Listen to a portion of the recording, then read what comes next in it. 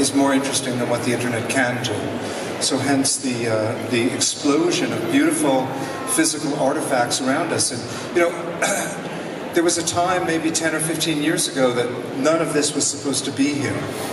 And it's like really the revenge of the repressed. Everybody got so tired of crummy PDFs and shitty EPUBs that they began making beautiful things that were more beautiful, things that were so much more beautiful than the internet could do. I can buy these books on the internet, but the internet cannot produce those books in a digital form. Of course, then they're all made on digital, digitally. They're all made digitally. Archives. They're all done in digital programs. They're probably, Lulu. A lot of stuff here is self-printed, print on demand.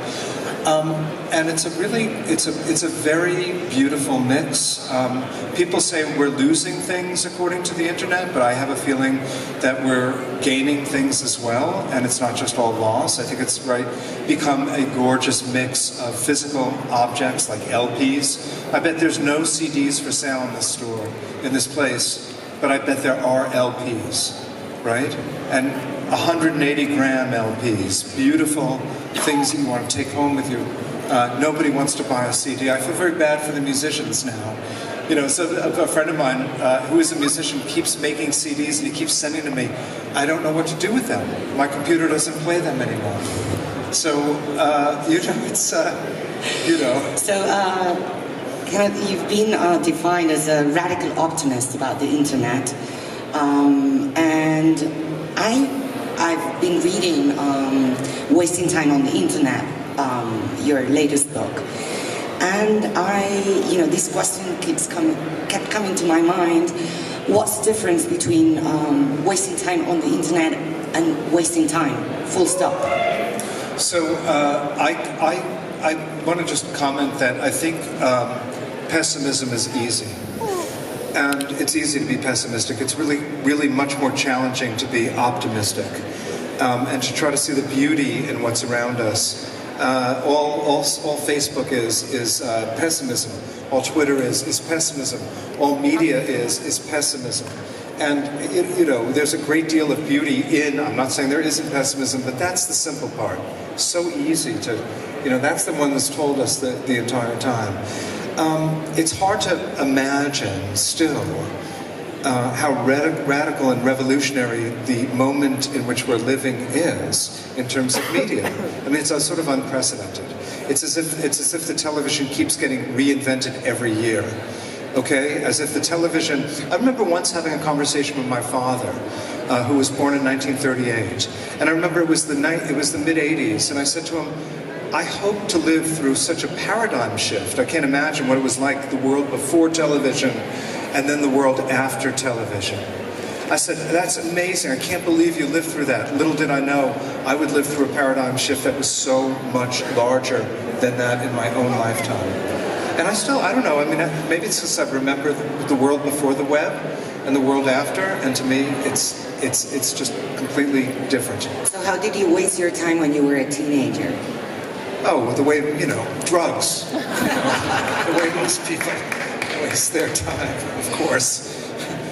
So you start your book and in the introduction to your book, you talk about reading news, and you go back to the Obama administration and to the deal with Iran and how you got really hooked on that, and your appetite for the news about that became voracious, and you couldn't stop reading and wanted to get more information, and you got more and more engaged. Now, after that, in the last few months, the appetite for news, I dare to say in the US especially, but probably worldwide, has been voracious, really. And it's the age of post-truth and fake news. And what's your take on that? My take on that was since if you could define what truth ever was, I'd buy it. I mean, it's so naive to assume. The New York Times has a big advertising campaign that says something, "We stand for truth." And I'm thinking to myself, how can you make such a ignorant statement at this point? There's been so much deconstructed work on what truth possibly is, that to claim truth is as rapacious as fake news to me.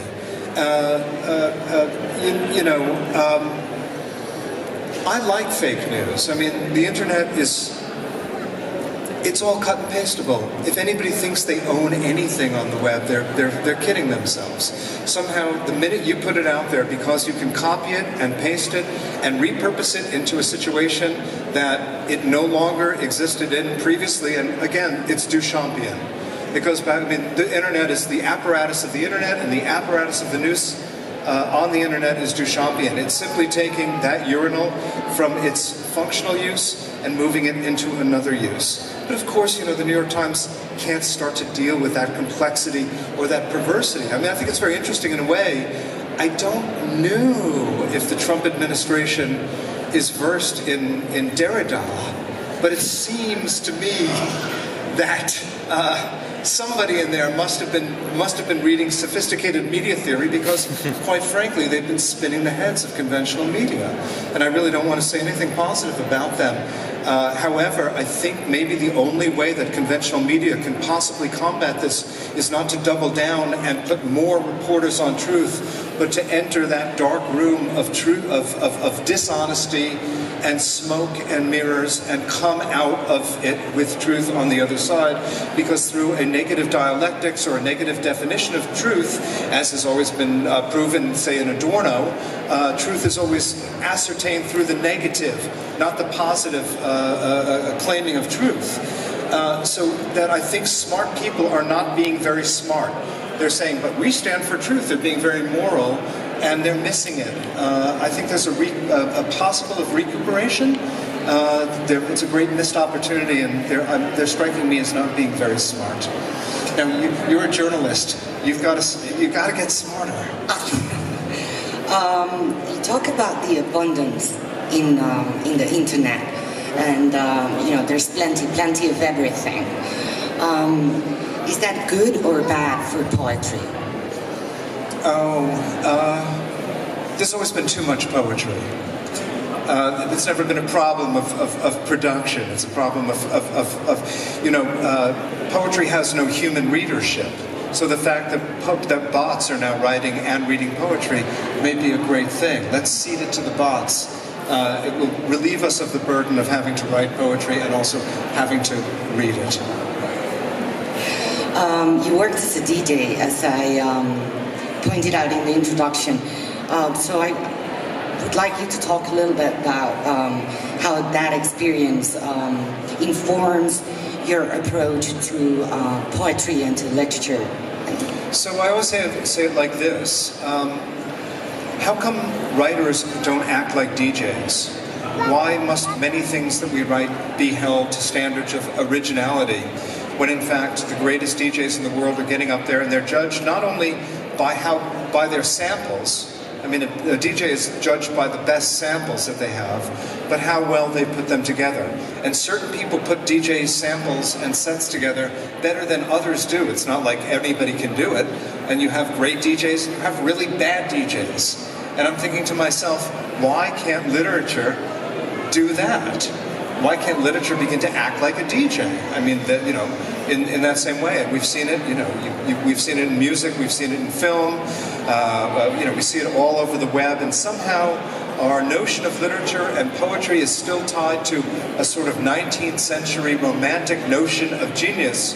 The literary critic Marjorie Perloff has a term that she calls unoriginal genius, where the genius in the future, it's not the idea that genius will not exist. Genius will always exist. But again, it's a negative dialectics. It may be a negative definition of what genius is rather than the one that we know, because the one that we know obviously isn't producing genius in the way that we want it to. One of the terms that you use in your book is stupid blind. Oh, sublime. Yeah. It's sublime. Could you explain? Sure. That's a great term by the theorist named Cien Nagai, and it's sublime. It's the mixture. It's a combination of the word stupid and the word sublime, and I think that actually describes the internet in a beautiful way. The apparatus of Facebook is so stupid, but the apparatus that's showing you that video of that meteor crashing in Russia is so sublime. So you have sublime content on a stupid apparatus, and it's the mixture of these two that's keeping us intrigued. And then it's also the mixture of, my Facebook page is alternately stupid and then sublime. I'm going to hear about the latest horror Trump did up against a cat photo. And that mixture is something that we have to begin to reconcile, that the web is not just one way. The web is every way and often contradictory. Now, we have a very big problem embracing contradiction like we do negative dialectics. And yet, I think we'll feel a lot better about everything if we admit that the web is not all sublime or not all stupid. Mostly not all stupid. That's a stupid attitude. Is it all aspirational? You know, what It's all what? Aspirational. Oh, you know, aspirational. All these posts, all this, what's the aspirational aspect of... You talk about how, the feed of Facebook or of any other social network in years to come would be a collective autobiography. But, there's that aspirational element in everything that one posts, right? It's not who you are, but who you want to be. Yeah. Well, I think it's very beautiful. We're in the unprecedented situation of one person addressing could be tens of thousands of people. And how do you find the language to address those people? Certainly someone is going to be offended. Certainly you're going to say the wrong thing. This is really, so we've got to rejigger our notion, our relationship to audience. Right now, of the people listening here, there's probably 75. And I'm thinking, wow, that's a lot of people. You're not understanding what I'm saying. This is difficult speaking to 75 of you right here. What happens when that metric is 750, or that metric is 7,500, or 7.5 million, as it can get? For normal people, it used to only be, dictators spoke to that many people. So I think our modes of address have changed, and self-consciousness, and sometimes people will be very, very naive, and they get their asses handed to them on Twitter. I remember Joyce Carol Oates, the writer, very naively asked, doesn't ISIS have joy? Where does ISIS find joy? In other words, this seems like a real drag, but they've got to have some joy somewhere. And of course, Twitter came back, their joy is throwing gay guys off buildings and burning children in cages, and it was an innocent question, but her tone was wrong. And this is a writer, this is one of the greatest living writers who got tone deaf on Twitter very innocently. I felt very bad for her. So I think our whole modes of address and reception, I believe that the web is telepathic.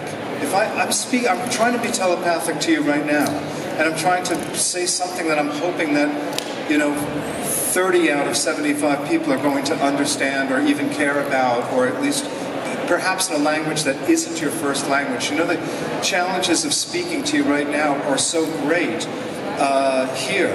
What about, and this is just one, this is English to Spanish.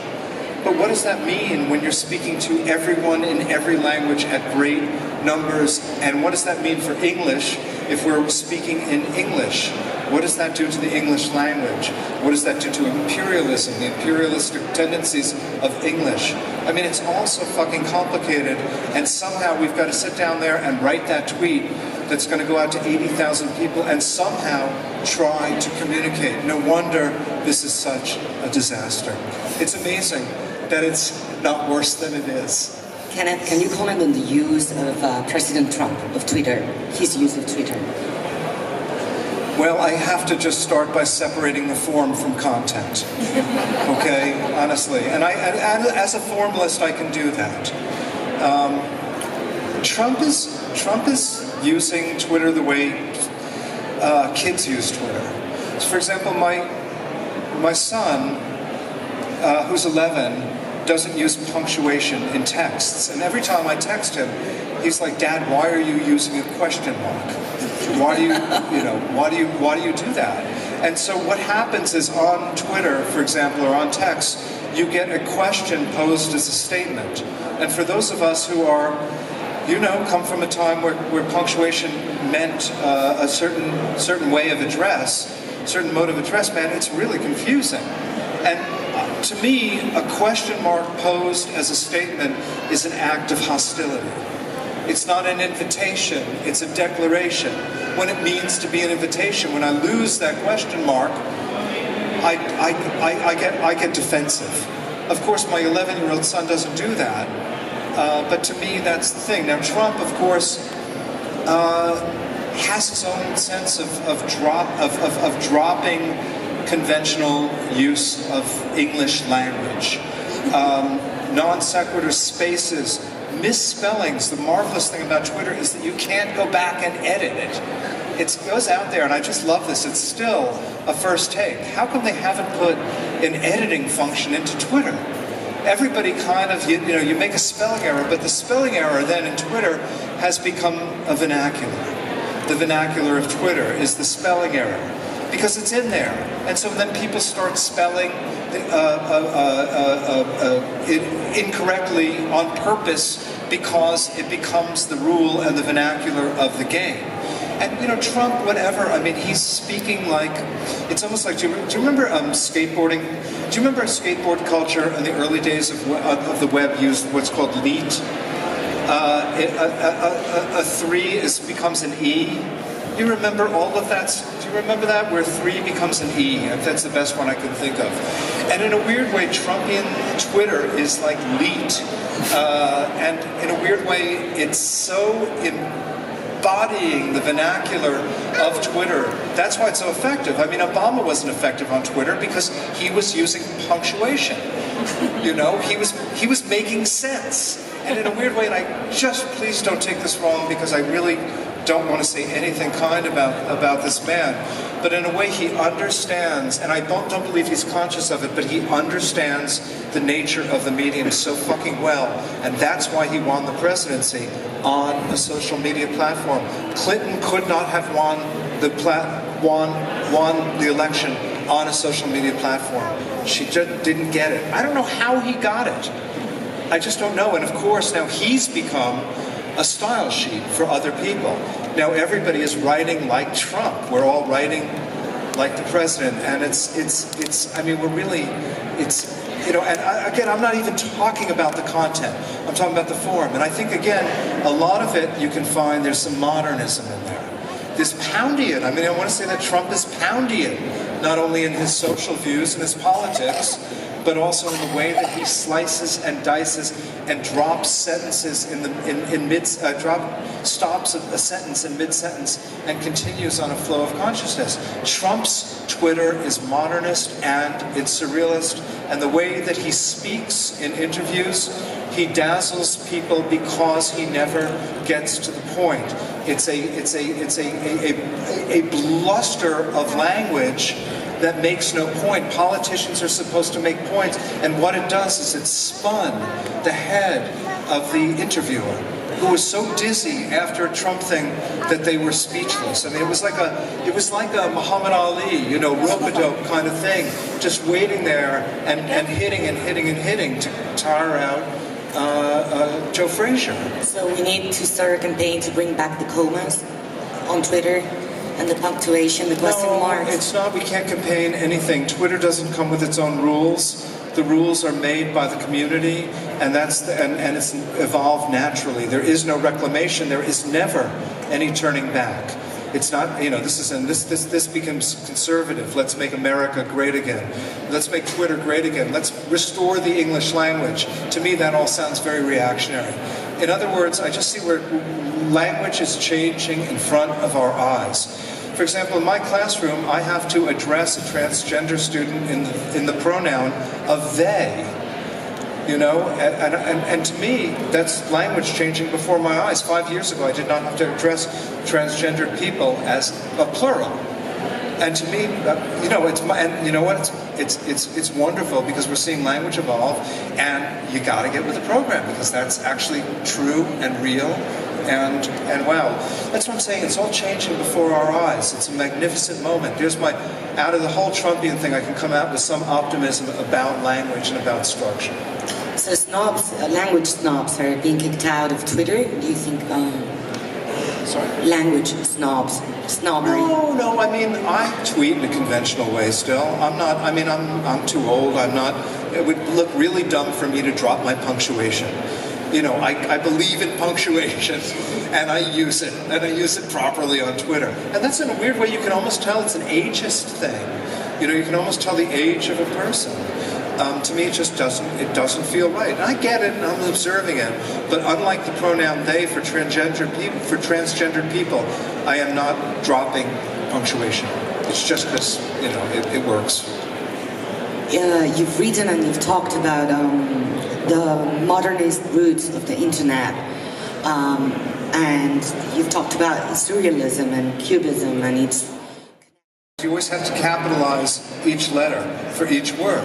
Now that convention has been completely dropped, and when you read several long hashtags, because you know people will Instagram a post with like several long hashtags, extremely long hashtags, and we have no trouble reading that, which to me is something out of choice, because if the first time you look at Finnegan's Wake, which is nothing but extremely long compounded words, you go, fuck man, I don't know what the fuck this is.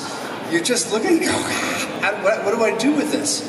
And then you learn how to read a Joycean compound word. In the same way that now we are very fluid in reading hashtags extremely well.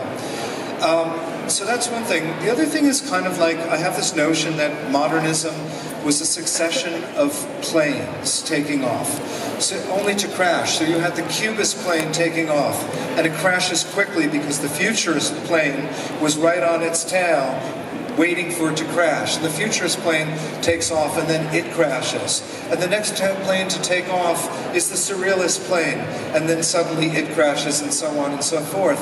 And then I have this kind of weird idea that what if these planes did not in fact crash, but found full flight in the digital age, in the internet in the 21st century? I don't think this comes out of nowhere, and I think it's unconscious. I think you ask the average Twitter user about Finnegan's Wake, they're going to look at you like you're fucking crazy, okay?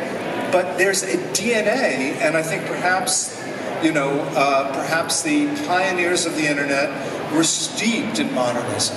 Those guys would all do Finnegan's Wake reading groups, and somehow embedded into the DNA is the roots of modernism. I think that will help us to make peace with the absurdity of the web. And we feel so guilty because we're wasting our time. But then I can teach situationism and the dérivé to my students through their ramblings on the internet. And they go, yeah.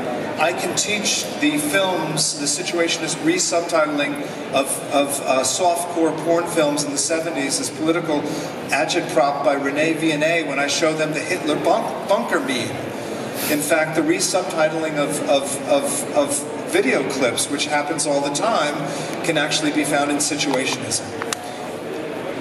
This is my own crank theory. I don't think anybody else is really going there. But to me, as a teacher, it's the only way I can teach modernism is to say, but look, it's all happening on the web. And they go, oh, that's interesting. If I was to show them situationist films, they'd be bored out of their fucking mind. I mean, these people are listening to you so attentively. I mean, no phones, no distractions. What's going on, Ken? He's got a phone. The baby has a phone. He's the 22nd century child here. He's the only one. So I figured that in order, we're not taking any questions, but before this talk finishes, I will read something by Marianne Moore, and then Kenneth will read part of one of his books of poetry, which he wrote not to be read, and he'll explain that. I too dislike it. Reading it, however, with a perfect contempt for it, one discovers in it, after all, a place for the genuine. This is how I feel. A place for the what? For the genuine. For the genuine, by not reading. By not reading. I think it's honest.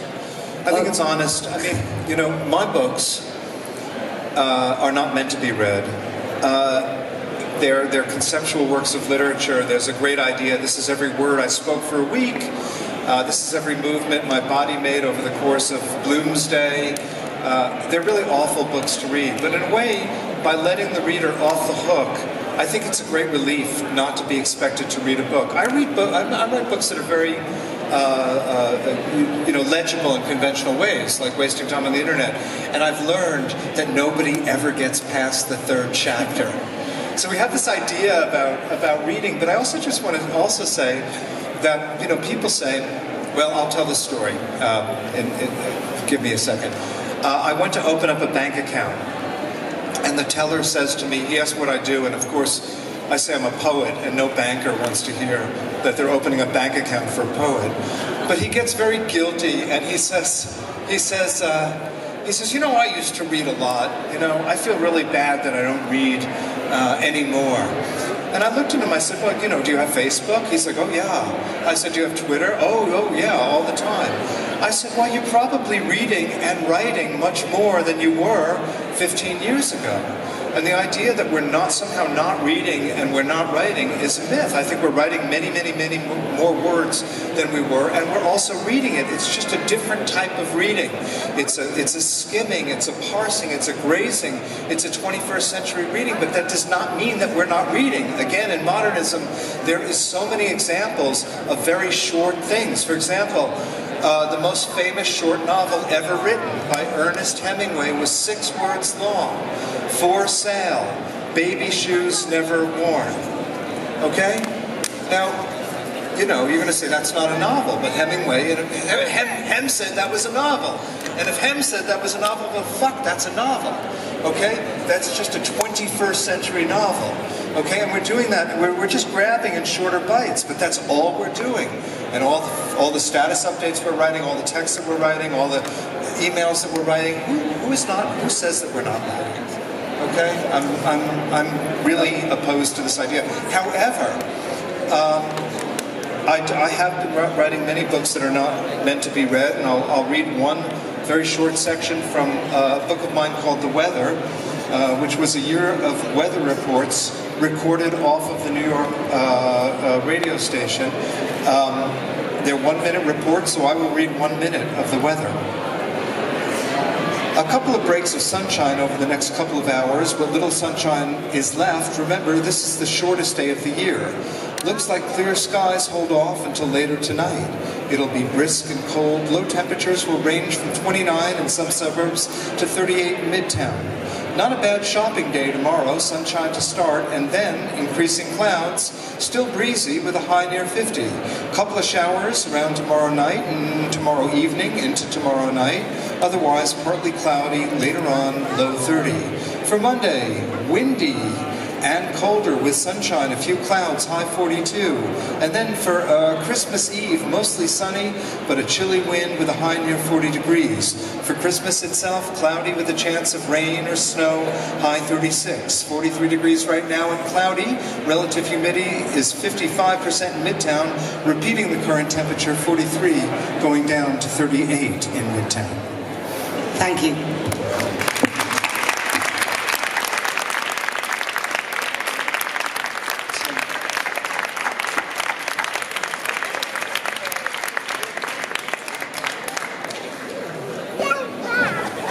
Is that?